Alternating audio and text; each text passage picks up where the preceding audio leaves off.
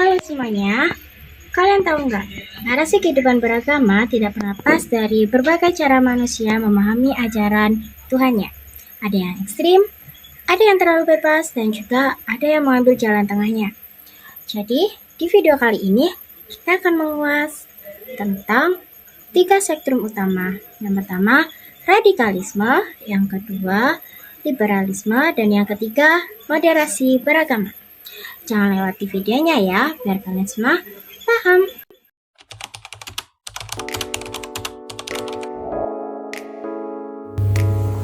Baik, di sini saya akan menjelaskan tentang konsep radikalisme. Apa sih konsep radikalisme itu? Radikalisme adalah paham atau sikap yang menginginkan perubahan secara total dan drastis terhadap tatanan sosial, politik, atau keagamaan dengan cara-cara ekstrem. Dalam konteks agama, radikalisme muncul ketika ajaran dipahami secara tekstual, sempit, dan eksklusif, sehingga melahirkan sikap intoleran atau bahkan kekerasan. Selanjutnya, kita akan membahas karakteristik radikalisme. Karakteristik yang pertama, eksklusif. Eksklusif itu menganggap kelompoknya paling benar dan yang lain salah. Yang kedua, tekstual dan kaku. Memahami ajaran agama secara literal tanpa mempertimbangkan konteks. Yang ketiga, intoleran. Mereka menolak perbedaan keyakinan, aliran, dan budaya. Yang keempat, justifikasi kekerasan. Mereka membenarkan tindakan agresif atas nama agama. Yang kelima, anti negara atau anti sistem. Mereka menganggap sistem negara atau pemerintahan tidak sesuai syariat.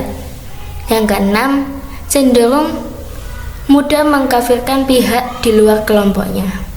Selanjutnya yaitu dampak dari radikalisme. Yang pertama, disintegrasi sosial, yaitu memecah masyarakat menjadi kelompok kami versus mereka. Yang kedua, ancaman keamanan, potensi terorisme, kekerasan, konflik antar agama akan banyak sekali. Yang ketiga, erosi nilai toleransi. Masyarakat menjadi saling curiga dan tidak harmonis. Yang keempat, melemahkan pembangunan. Instabilitas sosial membuat ekonomi dan pendidikan terganggu. Yang kelima, citra buruk terhadap agama. Ajaran yang damai menjadi terlihat keras karena perilaku kelompok radikal. Selanjutnya, contoh-contoh dari radikalisme. Yang pertama, aksi terorisme yang mengatasnamakan jihad. Yang kedua, mengkafirkan kelompok yang berbeda mazhab. Yang ketiga, penolakan simbolik terhadap budaya lokal dengan alasan bid'ah atau syirik. Yang terakhir, gerakan yang ingin mengganti sistem negara dengan cara kekerasan.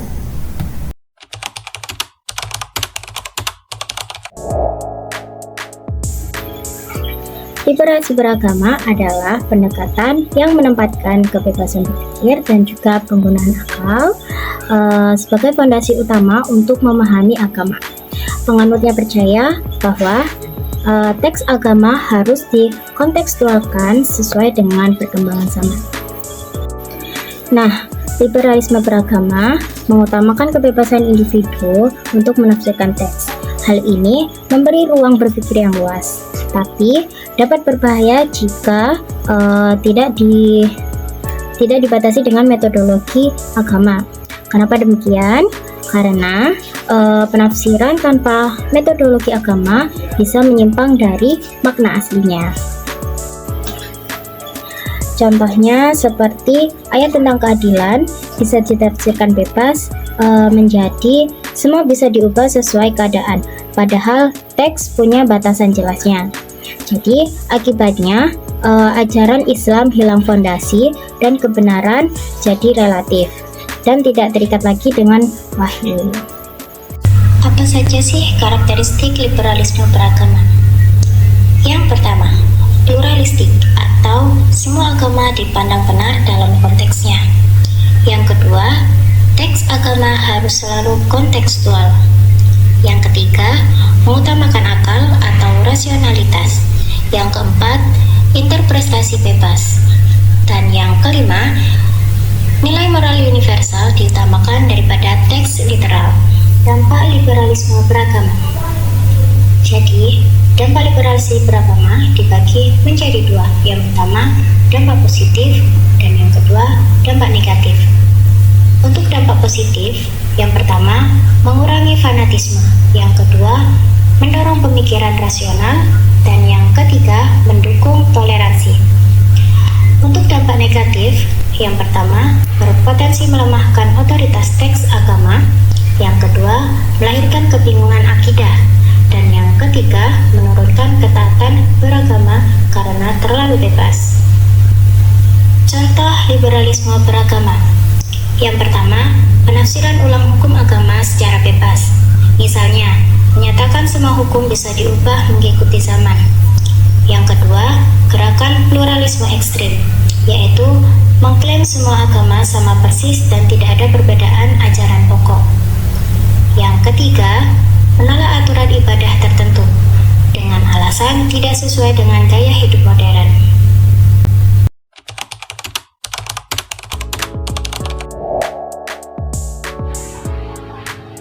Setelah kita mendengarkan penjelasan tentang radikalisme dan liberalisme, sekarang saya akan menjelaskan tentang moderasi beragama.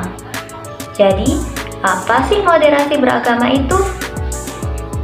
Moderasi beragama adalah cara pandang, sikap, dan praktik beragama yang mengambil jalan tengah, yang mana artinya tidak terlalu ekstrim ke kanan, yakni radikalisme, maupun tidak terlalu ekstrim ke kiri, yakni liberalisme.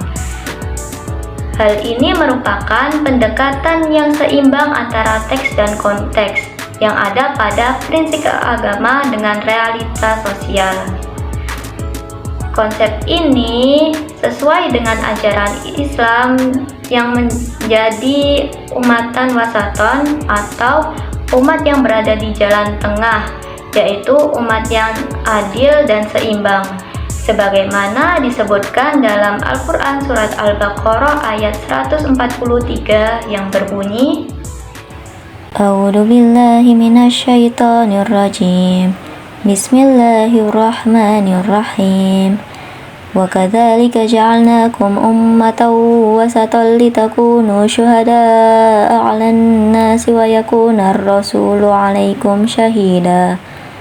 Wa ma ja'alna al-qiblata allati kunta 'alaiha illa lina'lama man yattabi'ur rasula mimman yanqalibu 'ala aqibaihi. Wa in kanat lakabiratan illa 'alal ladina hadallah. Wa ma kana Allahu liyudi'a imanakum. Innallaha bin-nasi lara'ufur rahim. Yang artinya, demikian pula kami telah menjadikan kamu umat Islam, umat pertengahan, agar kamu menjadi saksi atas perbuatan manusia dan agar Rasul Nabi Muhammad menjadi saksi atas perbuatan kamu. Kami tidak menetapkan kiblat Baitul Maqdis yang dahulu kamu berkiblat kepadanya, kecuali agar kami mengetahui dalam kenyataan siapa yang mengikuti Rasul dan siapa yang berbalik ke belakang. Sesungguhnya pemindahan kiblat itu sangat berat, kecuali bagi orang yang telah diberi petunjuk oleh Allah. Allah tidak akan menyia-nyiakan imanmu. Sesungguhnya Allah benar-benar Maha Pengasih lagi Maha Penyayang kepada manusia. Karakteristik moderasi beragama. Yang pertama, tawasud atau jalan tengah, tidak berlebih-lebihan dan tidak meremehkan ajaran agama. Yang kedua, tasamuh atau toleran, menghormati perbedaan mazhab, budaya, dan agama lain. Yang ketiga, tawazun atau seimbang, menyeimbangkan wahyu dan akal, syariah dan budaya. Yang keempat, iktidal atau adil, bersikap objektif dalam mengamalkan dan menilai ajaran. Yang kelima, komitmen nasional, menghargai konstitusi dan kehidupan berbangsa. Yang keenam, anti kekerasan, menolak pemaksaan atau radikalisme. Dampak dari moderasi beragama. Yang pertama, kerukunan masyarakat. Hubungan antar kelompok lebih harmonis. Yang kedua, stabilitas negara. Meminimalisasi konflik sosial dan radikalisme. Yang ketiga, pemahaman agama yang sehat. Umat lebih bijak dalam mengamalkan ajaran. Yang keempat, kehidupan sosial lebih produktif. Kerjasama dan toleransi meningkat. Yang kelima, penguatan nilai Islam rahmatan lil alamin. Contoh dari moderasi beragama. Yang pertama, dialog antar agama atau lintas mazhab yang damai. Yang kedua, menghargai tradisi lokal selama tidak bertentangan dengan syariat. Yang ketiga, menolak kekerasan dan radikalisme atas nama agama. Yang keempat, mendukung aturan negara selama tidak melanggar prinsip agama. Yang kelima, menerima perbedaan pendapat ulama dan menghargai keberagaman praktik ibadah.